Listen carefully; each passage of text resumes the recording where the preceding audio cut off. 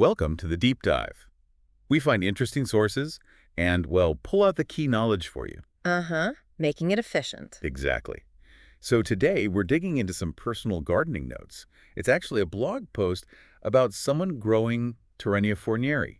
Right, these first-hand observations. But, our mission here isn't just for Torenia fans. No, We're definitely not. looking for those bigger lessons, the gardening takeaways that anyone could potentially use, whatever they're growing. Okay, so diving in, the author says something interesting right away. They weren't like super excited about Torenia initially, Yeah, not their favorite flower to begin with. but growing them turned into a, quote, revelation.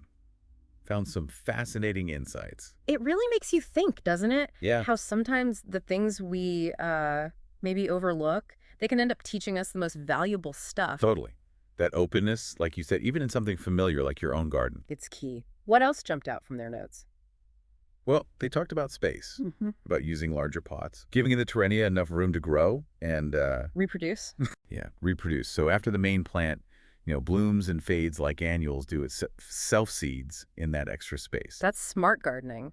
Planning for that natural cycle. It feels like working with the plant, not against it. Exactly. Understanding that natural process, that self-seeding tendency, and just Wow. facilitating it Yeah. makes things easier, more sustainable, maybe. Okay. And then there's the next generation, the seedlings. The author seemed genuinely surprised Uh-huh. by how tough these tiny Torenia seedlings were, Uh-huh. especially dealing with heavy tropical rain. Oh, wow. Yeah, they compared them to choice some seedlings, which apparently just didn't handle the downpours nearly as well. That's a great observation. It kind of flips our expectations from Sure. small, maybe delicate-looking things showing real resilience. Yeah, unexpected strength. Makes you wonder what else might be tougher than it looks in the garden or, elsewhere. Good point. Then they get practical. A specific tip about buying plants versus seeds.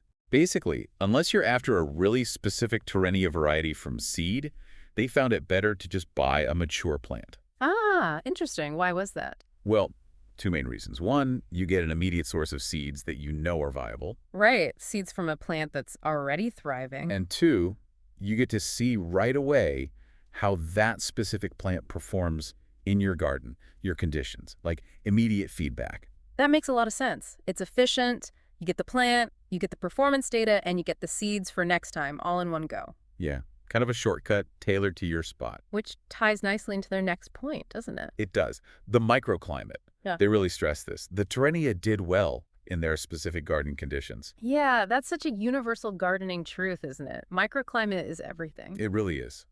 What thrives for you might struggle just down the street because of tiny differences in sun or wind or soil drainage. Exactly.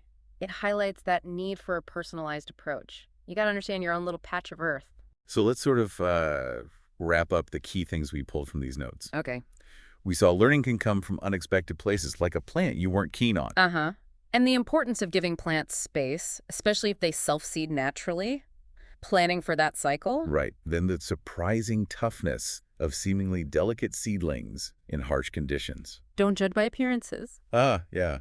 And the practical upside of sometimes starting with mature plants, getting those viable seeds, and seeing how it handles your microclimate. And that microclimate point itself, understanding your specific conditions, is just fundamental. That's absolutely. It all comes back to that. So maybe a final thought for everyone listening. Yeah. Think about something in your own environment, maybe something you see every day that seems, well, ordinary. Okay.